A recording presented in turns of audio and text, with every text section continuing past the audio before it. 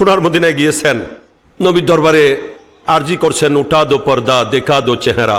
নবীকে কি বলছেন যে উঠা দো পর্দা দেখা দো চেহারা কে নূর বারি হিজাব মে হে, জমানা তারিখ হো রহা হে কে মহর কব সে নিকাব মে হে। নবীকে বলছেন যে ইয়া রাসূল, আপনার আমি আহমদে আসি আপনাকে দেখার জন্য, আপনাকে দেখতে চাই, আপনার পর্দাটা উঠিয়ে দেন। আর কতদিন এইভাবে থাকবেন, একটু দেখা দেন না। স্বপ্নে না, বাস্তবে বলতেছেন যে, এবং শপথ করে বসেছেন, আবদার করে বসেছেন যে ইয়া রাসূলুল্লাহ, যতক্ষণ দেখা মিলবে না ততক্ষণ আমি আহমদ রেজা কিছুই খাবো না, পানাহার করবো না। এইভাবে আলা হযরত রাদিয়াল্লাহু তাআলা একদিন, 2 দিন, 3 দিন অতিবাহিত হয়ে গেছে। শুধু রওজায়ে পাকের সামনে গিয়ে দাঁড়িয়ে থাকেন, চোখের পানি ছেড়ে ছেড়ে কাঁদেন। 1 দিন, 2 দিন, 3 দিন হয়ে গেছে, পানাহার করছেন না, খানা নাই, পিনা নাই, শুধু নবীর উপর দরুদ ও সালাম পড়তেছেন, সালাতু সালামের হাদিয়া পেশ করছেন, অপেক্ষায় আছেন কখন নবী দিদার দেবেন। যখন একেবারে অসহ্য হয়ে গেছে, তখন অত্যন্ত মন ছোট করে নবী শানে লিখতেছেন, ওখানে বসে বসে ও সুয়ে লাল আজার ফিরতে হ্যাঁ, তেরি দিন আই বাহার ফিরতে হ্যাঁ। অনেক লম্বা শেয়ার লিখলেন। সর্বশেষ গিয়ে বলতেছেন কি, কুই কেউ পুছে তেরি বাত রেজা।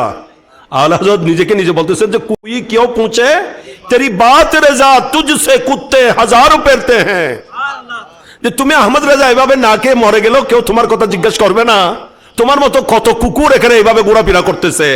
এটা বলার দেড় আলা হযরত বলছেন, আমি দেখতেছি আল্লাহ নবীর সামনে আর কোনো পর্দা নেই, স্বয়ং আল্লাহর হাবিব আমাকে দিদার দিয়ে দিয়েছেন, নবী আমাকে আমার নবীর নুরানি বুকের মধ্যে রেখে নিয়েছেন। সুবহানাল্লাহ, আল্লাহু আকবার, ইয়া রাসূলুল্লাহ, ইয়া রাসূলুল্লাহ সাল্লাল্লাহু আলাইহি ওয়াসাল্লাম।